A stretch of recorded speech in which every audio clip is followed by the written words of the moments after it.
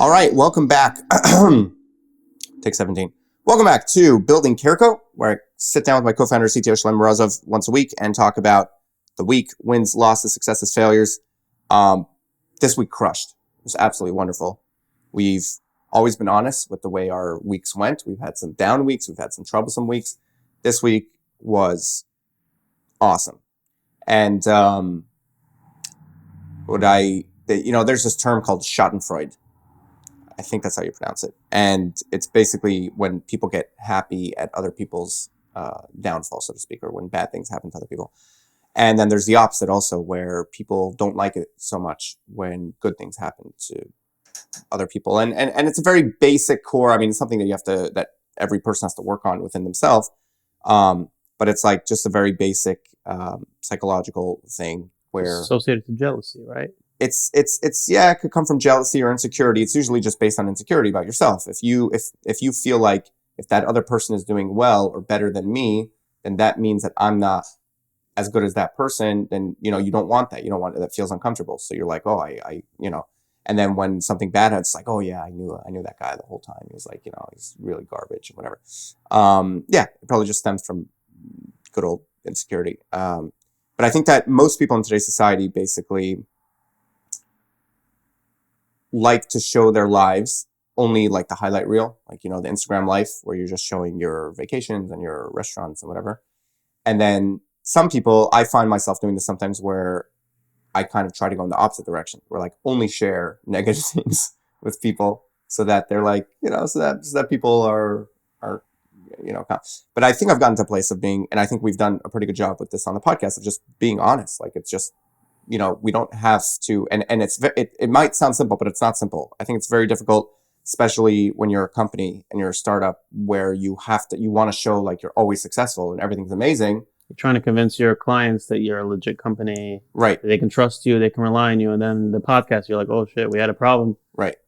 So it could be difficult to have that level of honesty, but then there's the opposite. Sometimes you fall too much into that honesty and then it starts becoming you just trying to sound like a not a victim, but like a phoenix from the ashes type story where you're always battling, it's always uphill. And it's like, that's also not good. Like just be honest. Yeah. Just sometimes we're crushing and sometimes things are difficult. But it's just life. This is just the story of CareCo. And I think that's what I personally enjoy about this podcast. I was talking to someone and they're like, wow, how many listeners do you have on the new podcast? I was like, I don't know. It's not really for listeners. It's for us, really. It's like a journal of building. So, this week crushed. I think we more than doubled our, patient count this past week. I mean, It was from things that, that seeds that have been planted over the last number of months, but a lot of things came through this week and starting to feel that momentum really pick up. So I think we closed by the time, and literally it was continuing through like literally Friday afternoon. I think by the time the week closed, we had added an additional about 22,000 patients this week to CareCo. Yeah. Some of those moving into a trial, some of those moving from trial to contract. But regardless, I mean, usually our trials move to contract. So like getting someone to actually get on the platform and try it for real is a very big deal. So yeah, it was a wild week.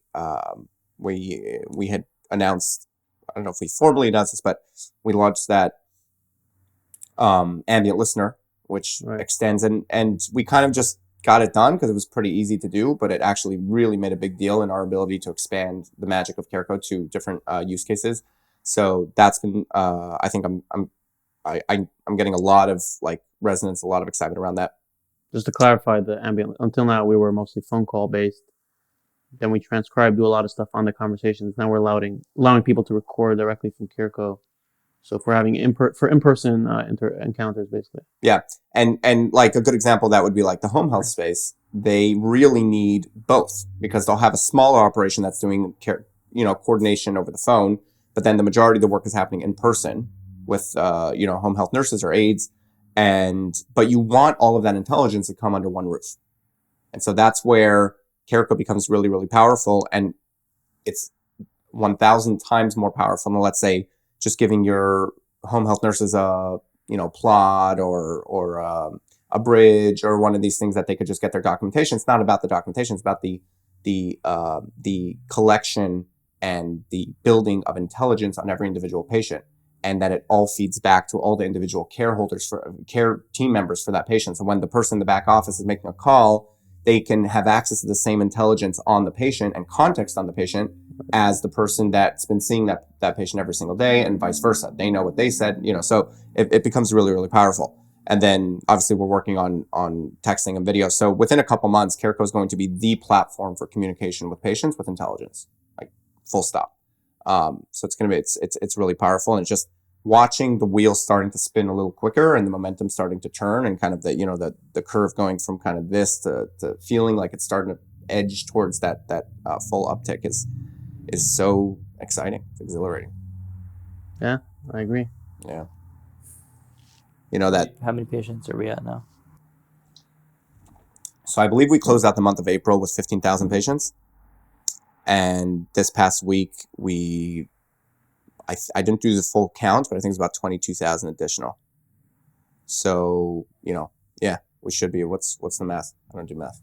It's a 37,000 patients.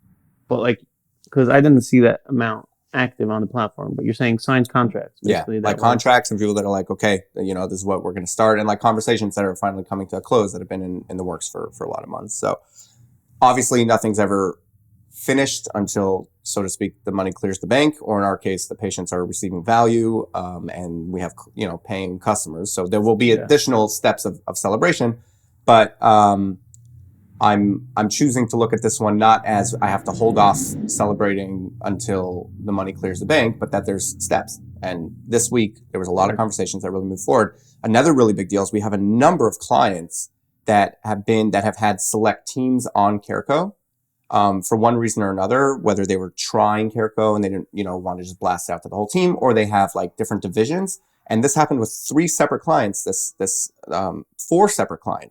this week, where they accelerated expanding CareCo to either additional departments at the company, or just bringing on the rest of their team onto CareCo by just saying oh my God, this is amazing. We need everybody on it, and that's it. So one thing we're realizing is that the minute people try CareCo for real, there's no way they're stopping to use CareCo. Yeah. It's really a solid product for the end user. All right. Have we ever had anybody that tried it and didn't want to use it, that properly tried it? Nope. Let's keep that streak going. But I think that just shows how good the product is. It makes it much easier to sell and all that. Yeah. These onboarding calls that I do with new users, it's I've said this before already, but it's so gratifying. Some of them are literally shaking, almost emotional. Yeah, literally. They're like, you don't understand. I've been doing this for 10 years or 20 years. And this literally strips out all the annoying parts of my job. Not one annoying part. It's not a documentation tool. It's all the annoying parts. It's this is insane, So yeah, and our clients are super happy. We just put up a bunch of testimonials on our website, video testimonials from users. It's really starting to kick off. We have to double down on the energy of the users, because if we can kind of amplify that to a point where all care coordinators know, hey, I hear CareCo is amazing, I really want this, and then they come to their bosses and they say, listen, it can also save you money, it can also make our lives easier. I think that's going to be a huge thing to double down on, because that's real value. We just need to unleash it. We just need to let these people hear more about CareCo and then have the ability to promote it. So we have to, we talked about this concept. The question is how to do it properly. Yeah. Whether it's to create an online community. So let's explore that, because we started talking about this async, but I've had this 3-pillar vision for a while about the care co-pilot, the care coach, and then the care community, all CareCo stuff. And so a big part of that care community, I think there's a lot of parts to it. There's social aspects and content creation aspects and a whole bunch of stuff. But a big part of that is bringing people together. I think the challenges that we have is we want to bring care coordinators, all CareCo users, essentially together. I don't think the answer is a separate platform like Slack or anything else, because the demographic of our users is the opposite of tech savvy, basically, whatever that is, tech averse. they're not going to have, like, I don't think they're going to take the effort to be in a separate platform.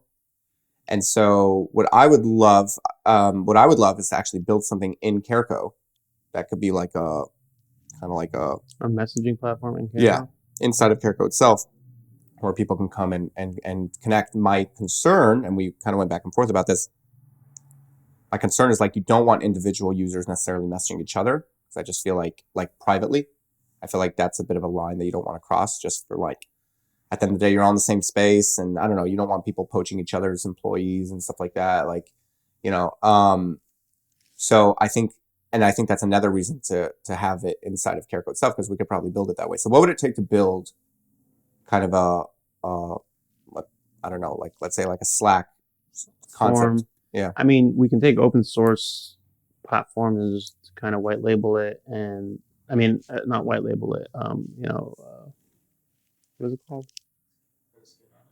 Yeah, like where you private label it. Yeah, like make it, you know, brand it for our thing, and make maybe a direct auto sign in when you come from CareCo. I'm not sure that what you're saying. I'm not 100% convinced what you're saying is correct about these people, because the teams that we've dealt with, they're on Teams, they're on Slack, they're using these tools anyways, but not by choice. But they're using it every day. That means they're familiar with it. And the downside of making your own thing is that, yeah, you're avoiding a less step, but probably the UI is going to be less good than Teams. Or you ever saw in these custom built forms? You ever saw how just horrible they are in terms of user experience? You know what I'm talking about? Like that's the downside. So yeah, we wouldn't build it from scratch 100%. That would be just totally stupid. I think at this point when we're you know, a team of 4 and only, you know, a few hundred users on our platform, but I think we could probably use an open source product to make it our you know, to brand it with CareCo. I'm not sure that's the right approach. We have to speak to people and find out. But either way, I think the ability to create a community where we have all our current people that are coming in there, sharing their experiences, finding that they like CareCo, talking about, you know, it creates like this energy, right, that then ultimately trickles out and radiates to the wider. I think there's two things: community building, the internal community, and then there's also how do you get the message out there. But I think if you strengthen that core, allowing people from different teams to say, hey, we love CareCo, this is amazing, it's the best thing. It's like they reaffirm or they rearticulate their thoughts in a way that's so clear, so obvious. I think that's very powerful. And then ultimately that will get us, you know, that'll make it clear to anybody in the space that you can't really, it doesn't make sense not to work without CareCo. Yeah. I think it could be really powerful. Even like users, like even new users asking questions and stuff, they could always come to support. We're always there to help them. But like, there's something nice about people helping each other, and I think they like helping each other. Like when there's a user that knows CareCo, you know, in and out, and a new user comes on and they ask like, hey, how do I do this or whatever, and they don't go to support, and like a community can help them out, kind of like those Reddit channels, you know. But I just want to like, if we make it where it's not going to be in CareCo, it's probably going to be. I need to look into what's available, but I don't think, because all the nuances of messaging is relatively straightforward if you look at the high level, but then there's a lot of nuance that then you realize it's like the 80-20, where like you get 80% by 20 of that effort, but then the last 20% of the product will take you 80% of your time. So I think all you need is a notifications. Like I think you need an icon that takes you there inside of CareCo, and that thing should just have a notification count on it. I think that's all you need. An icon where? So like somewhere in the actual CareCo app, there should be like a community kind of tab, let's call it. And if you click on that, it could take you to a different platform that's a CareCo white labeled, messaging thing. But you could get to it from inside CareCo, and there's a little like notification counter. So you see when, just like in Slack, when you do like at channel, and then it notifies everyone from the channel, or if someone tags you specifically, you get like a notification.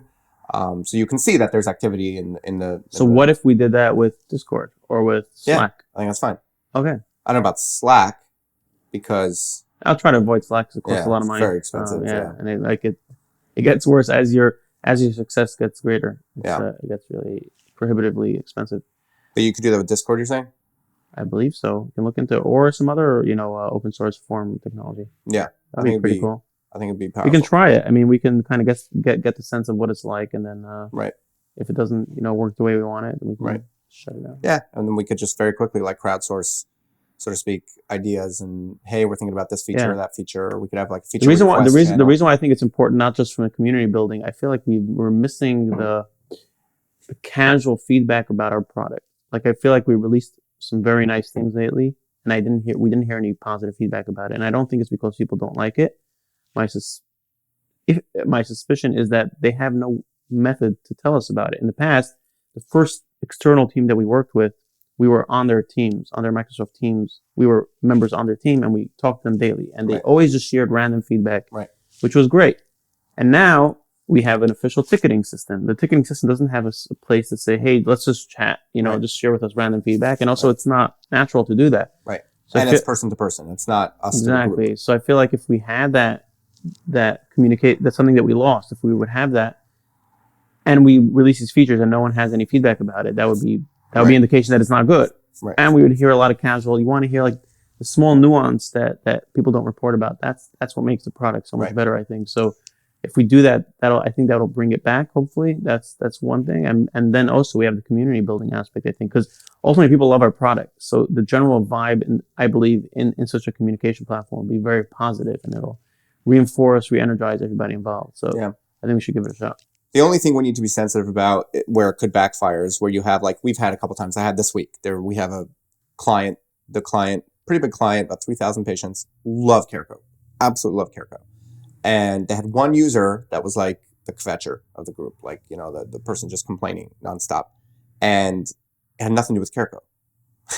Nothing to do. We actually ended up we're like, okay, this poor person is having so many issues. No one else is having these issues. So we dial in with her, and turns out she was just sitting too far away from her modem. So her internet kept like dropping, and then her calls would drop because she was too far away from her internet, and it was like, just move closer to your internet. And then she was fine. But for days, she was like complaining internally, not to us, internally to like her company's, let's call it Slack channel or whatever, which is like putting a bad taste. And I have someone like this at Proviva also, like one person that like has technical issues that are their own technical issues or technical, misunderstandings. And then they're projecting that on CareCo in a public setting. And then it just like puts a bad taste as if like, oh, like CareCo's not working. So that is something that we'll have to navigate. That's simple. We just set the policy and expectation. If you have a real problem that doesn't doesn't allow you to work, use our support system. Like that's how we'll get you. It's going to work for you best. It's going to work for us best. If you have a general improvement or something that's generally not a user friendly or a suggestion, that belongs there. Right. I think. But if your calls are getting dropped, let the support people know. They're going to be the fastest ones to be able to help you. And there's no need to just share with the public. Like it's not going to help anybody to know that. The other, as I'm saying it out loud, the actual reality though, is that very often it actually works in our favor, because what happens is that one person will say, this is so frustrating. Anyone else having these issues? And then everyone's like, no. All good here. Everything's good here. Nope. CareCo's fine. And then so it actually kind of balances out with the truth, like the actual reality, and at the end of the day, if CareCo for some reason is sucking for a lot of different people, then, and everyone's like, I'm having this issue. I'm having this issue, that we really want to actually know that. So it's actually not the end of the world, but I think it could be really powerful and a good way to start building that community. Which we need a moderator. Like we need someone to, Aura can moderate. Speaking of, just to redirect people, like say, oh, this belongs here, this belongs here, this can stay here. Yeah, we could have different, channels, so to speak, and we could have feature requests, and we could have general feedback, and we could have, just chit chat, and we could have social media where like, even before we start our own stuff, we could like just find like funny clips that like in Proviva's channels, this happens all the time. Someone will like find something that's like relevant to care coordination that's like funny, and like put it out there, some random clip, just for like entertainment. But I like it. The question is, how difficult is it to set up? But we have so many things that are technically just one day of work that we're working on, so and then support is really taken off. This so we tried, I've been updating this on the podcast for a couple weeks, because we tried in India, it did not work out. And then we tried in South Africa, and we have this new team member. Her name's Aura, and she's absolutely crushing it. I'm like so impressed with her. She's like on the ball. She common sense. She asks questions, but asks them once, and then she gets it, makes it part of her process. She's taking notes. She's taking on more and more responsibility, and she's basically taken over support at this point. She still asks me questions as new things pop up, but it's like I don't have to sit on support anymore, you know? And I know for you, you know, we were talking about this, like it used to be like we were all on support and we were all just getting ping, ping, ping, ping, ping. And it was like really annoying because you can't, especially when you're a developer, like you can't focus on the thing you're trying to do, which requires a lot of thought, and also be like, oh, okay, let me fix this thing. Right. So then I took it over pretty much fully, and it wasn't so bad, but at the end of the day, if someone had an issue and I'm in the middle of like a really important meeting, it's very, and it, literally I'd be on a podcast. This is terrible. I'd be like on a podcast and like listening to them while on this screen I have support and like answering questions, you know, and that's terrible. I'm not, now my brain's not on the podcast and it's not fully on support. You know, it's not like, it's not ideal, but it was kind of what I had to do while we figured out a better solution. And I think we found it. So I'm really excited about, really excited about that. Yeah, that's cool. It's a big deal. What? It's a big deal. It is a big deal. It's a really big deal to have that like work. I was always wondering, like, why a lot of these companies take support to India? It's like, maybe the numbers make sense. Maybe you have a lot of smart people that you can get for very cheap. But like, if you can't understand the person, that kills the whole experience. It was always like, for me, whenever I spoke to people from India, it was always hard to, because you have the combination, like you said, it's the bad connection plus the strong accent, and both those together, it's and like, what? I don't understand. And the scripts, okay, that's a system problem. That's a process problem. Right. But like, choosing India, I think. But to me, it's those three compounded. It's like bad audio, bad like inability to understand the person, very, very, you know, big accent, and then the stupid scripts. It's like, I don't just. Oh, by the way, in India, they had like people that had a doctor's degree, right, and they were working for customer support for $8 an hour, or I don't know, $5. I don't know what it was, and they were making more money than what they can get as a doctor in India. So you have super high intelligent, high educated people. That's very nice on paper, right? But like, if you're anyways reading a script, and if you don't speak good English, doesn't help the customer, right? This is kind of ADD, but I want to share the story on the podcast. We have a new client that's starting with CareCo, and it was such a like, I didn't like this client just said this kind of review by himself, and they've tried CareCo already. Their best care coordinator, who provides the best patient care, is their worst documenter. So she does not put together good documentation, but she provides the best patient care. And the problem is that the doctor, so this is a company that does care coordination on behalf of the doctor. All the doctor sees is the documentation and the notes and the messages that they're getting from this person. And this person did not communicate well via text. And so her documentation was not great, and her messages to the doctor were not great. And the doctor literally, like, it caused a lot of friction between the doctor, who was the client, and the company. And the doctor was asking them to please take this person off of his account, didn't feel that this person was competent. And the company was saying, like, this really sucks because she's literally our best care coordinator. She just doesn't do well. And so when they started using CareCo, between obviously the documentation, but also the provider messages that we give, so we actually generate messages for the doctor if you need to send the doctor a message, was the solution for these folks. Where now her documentation and her communications matched the level of her patient care. Nice. And just like that, problem solved. Like, that was so powerful. Nice. Yeah. Pretty cool. I think it's also going to have the opposite effect, where if you knew how to write a nice letter, a nice note that was more like, you know, a lot of words that sound professional, sound smart, but you didn't actually spend good time with the patient, we're going to ultimately bring that out as well. Right. In the call scoring, we're going to say, hey, you know, you missed out so many important things. Yep. So. Yeah. Did you see that thing I put on the group that OpenAI just came out with a something called Codex? Codex. Did you look at that? I didn't look into it, but I just want to like emphasize that anything that comes out with AI these days that's not a new model, it's application layer feature. It's basically an application layer thing. It's like someone that's using that. It's not new intelligence. Like, new intelligence can only come from a model. So if you're thinking about Cursor AI or any of these tools, their intelligence is only as good as the model. They're just creating, you know, nice levers, how to use the model in a way that's convenient for your workflow. But there's nothing groundbreaking here. That means I'm sure OpenAI is going to, you know, ace and like crush the execution on on a agentic code editor, but it's a tool. It's an application layer. How do you create the user experience, the workflow? That would be the brilliance. Like there's nothing there that can do that.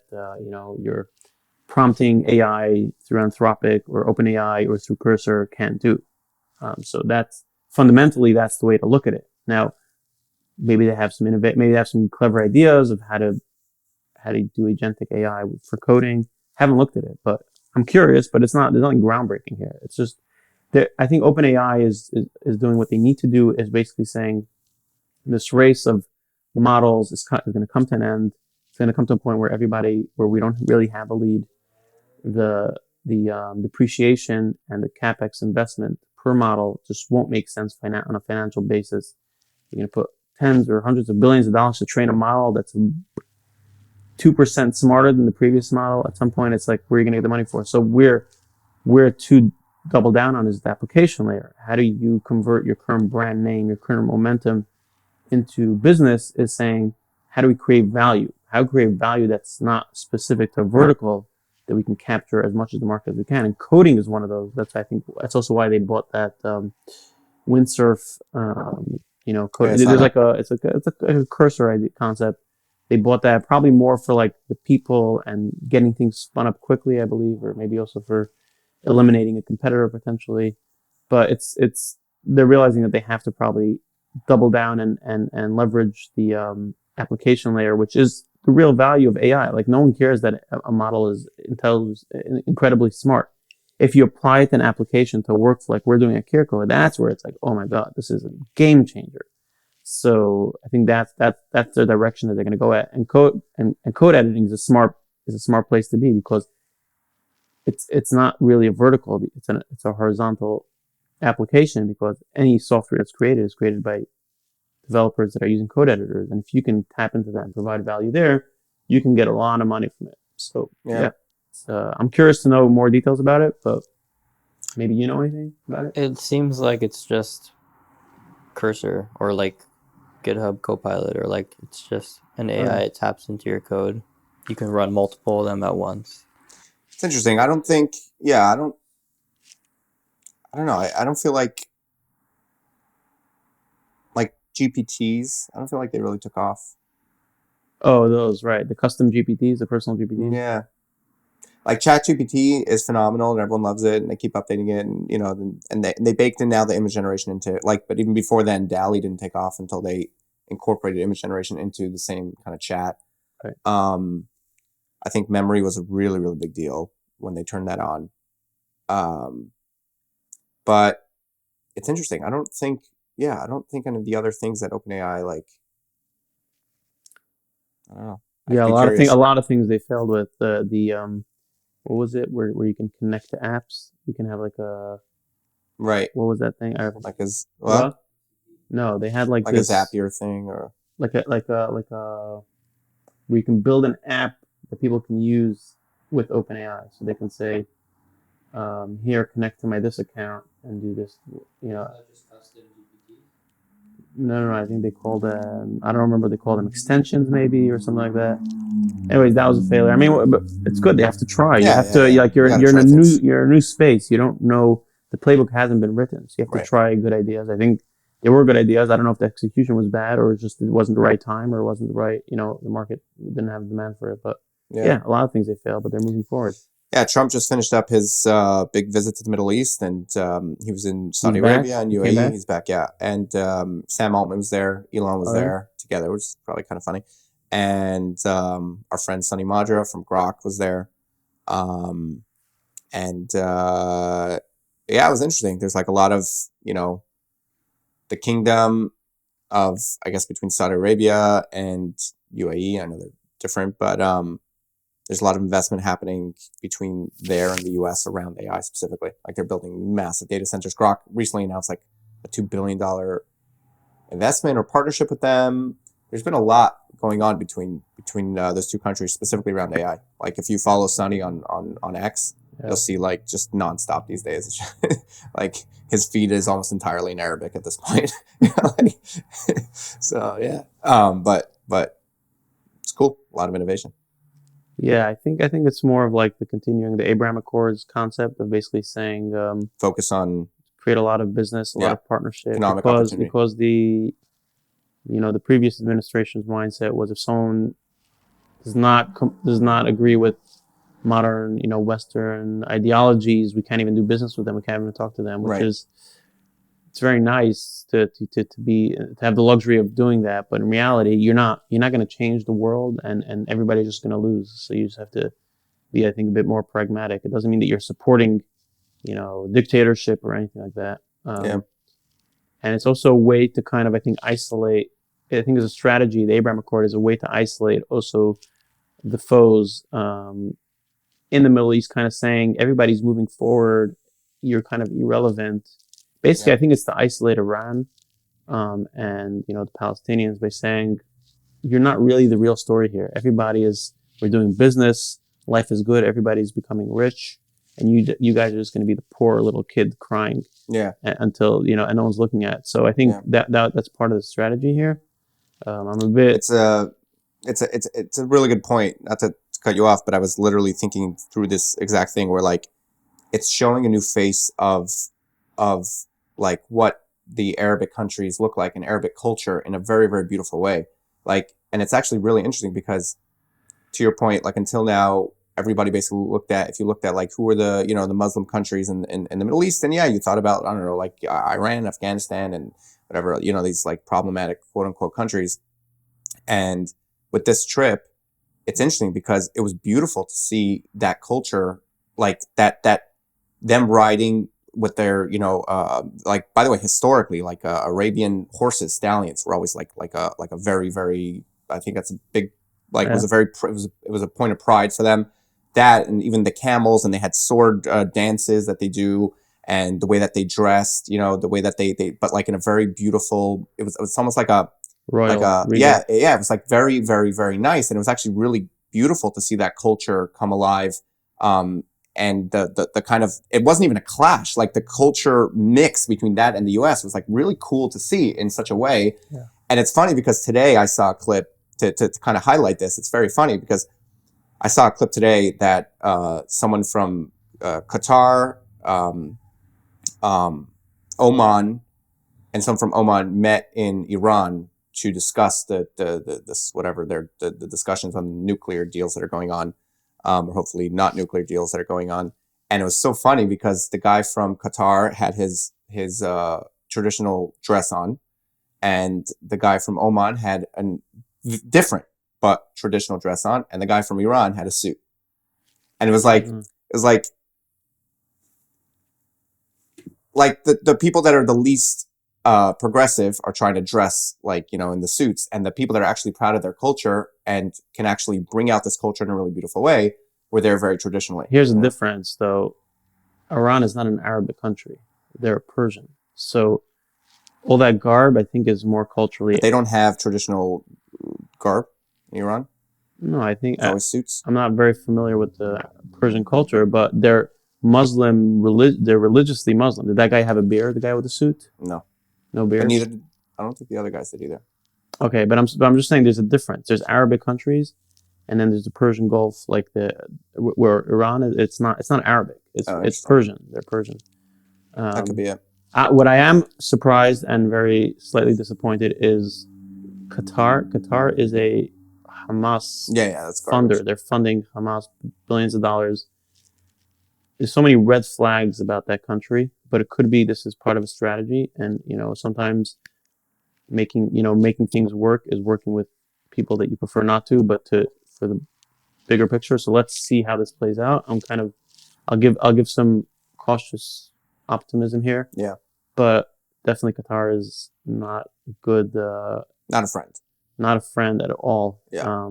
A strong enemy, especially for people that support Israel and support life and freedom, and even more so for Syria. The new Syrian, leader. He was part of ISIS. Yeah. He was beheading people. Yeah. So how do you go and not only make a deal with him, also praise him? You can say it's logistically it makes sense. I mean, strategically it makes sense, but it rubs off the wrong way. You go and you praise a guy that was beheading people. part of ISIS to, Yeah. I don't know. I mean, he did the same thing with Kim Jong-un, so this is his playbook, but I don't know. It doesn't feel right. Yeah. I a lot of people are, very pessimistic about these conversations that are happening. And I think I agree with you. Like, it definitely feels off, but I feel like he's deserved, he's built enough credit and I feel like this happens all the time where, like, he'll do something and immediately, you'll have 100 times where people freak out and then it turns out well. But then we don't learn. And the next time things don't look the way that we think that they should. And the only reason why we think things is because of the facts that are fed to us by the media. And it's like, it's funny in the I don't remember which, there's like a line. I saw one of these clips on social media where this guy was like, he's like a stock trader and he was selling a guy and he was like, maybe it was like from the Wolf of Wall Street or something, but he was like, he was saying he was selling this guy stock and he said, listen, the way the time to buy a stock is not when you hear about this opportunity from your taxi driver. All right. The time to buy it is the people that are actually doing all day, every day, trying to find the deals that are coming to the market. Basically, not once they're already at the market that even your taxi driver knows that, I should buy NVIDIA. That's not when you buy NVIDIA. You buy NVIDIA, years ago. And I feel like it's the same exact thing with this, where, like, if you've seen it on TV, if you've seen it on the news, it's already a narrative that's been created. Like, the people that really know what's happening are the people that basically wake up in the morning and they say, oh, I know that at 11 a.m. on the news, they're going to talk about X. Because they're, like, behind the scenes and they know what's going on. So, yeah, I don't pay a lot of credence to the whole, like, let's just see how it pans out. If it's positive, it's positive. If it's negative, it's negative. It's my take. We shall see, right? Yeah. Anyways, anything on your end from the week? Nothing that I can think of. Feel like you're on the offense, though? Yeah. Building new stuff, adding new, working on the text messaging. We have to work on some performance stuff because we have a lot more people on our platform. So that, it stresses the system. So we have to make some improvements there. Yeah, overall pretty good. Yeah. So people always ask me, are you built to scale? What? I say, absolutely. Do you know who my CTO is?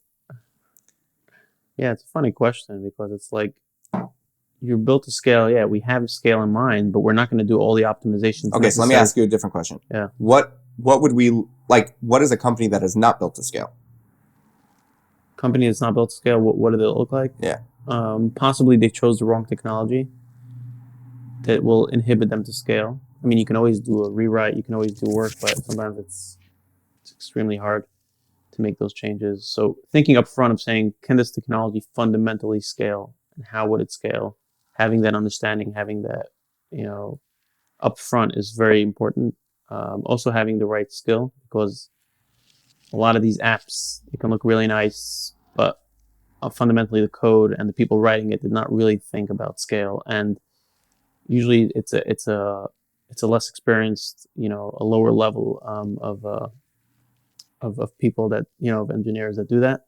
Like even vibe coding. Like vibe coding could potentially maybe create you a finished product. I don't know. I never tried it, but it definitely can scale because it didn't build it in a way that, or that even someone could come in and fully understand how it's done. And so scaling needs to be something that you think up front, and you don't necessarily do all the work necessary, but okay, here would be my plan once I need to reach scale. Because there's a lot of optimization. Like to scale, for us to be able to handle 10,000 people on our platform will probably take hundreds of hours of work.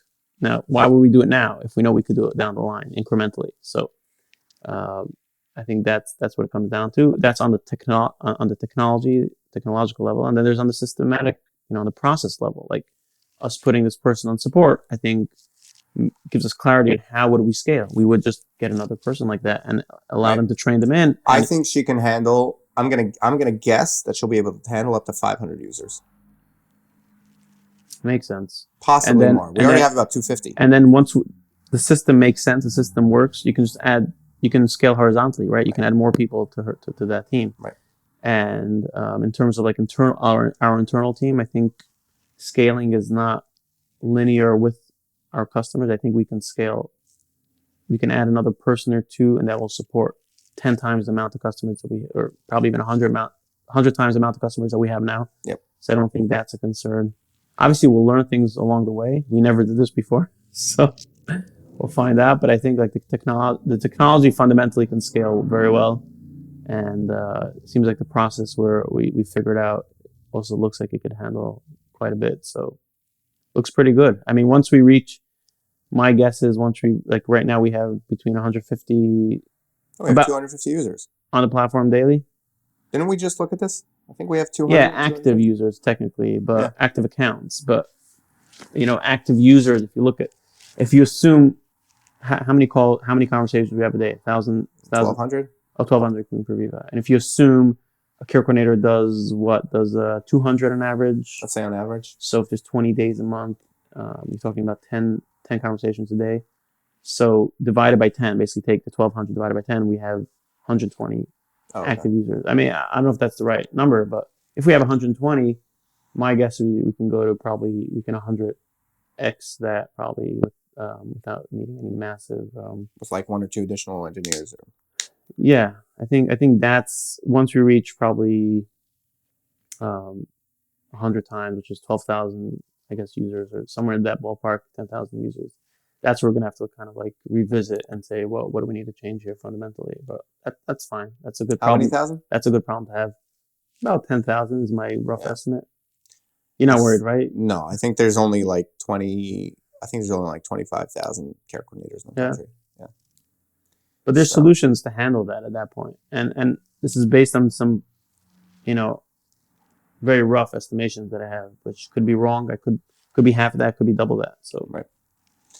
Yeah, but for the near and I know this because I remember you did almost a year underground, so to speak, which is building systems and processes, and I remember that was a big point of your focus, like which technologies to choose and how to go about it in a way that's thinking through scale specifically. And you would say like this I could do very quickly, but not there's a difference between. And I think and I was very cognizant at the time that you're probably going to be very surprised because when I started working at CareCo, I think within like 2 weeks I built like the core product, like processing calls, transcribing, saving notes, making the audio available. Boom, everything worked. It was there in 2 weeks, and that was like after hours, right? 2 weeks.